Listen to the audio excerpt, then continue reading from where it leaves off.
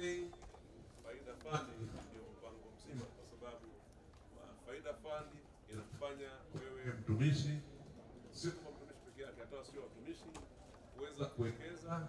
Moja, wakishawekeza wanakuwa na uhakika wa kupata vipande, yani kupata umiliki wa uwekezaji, yani unakuwa ni mwanahisa.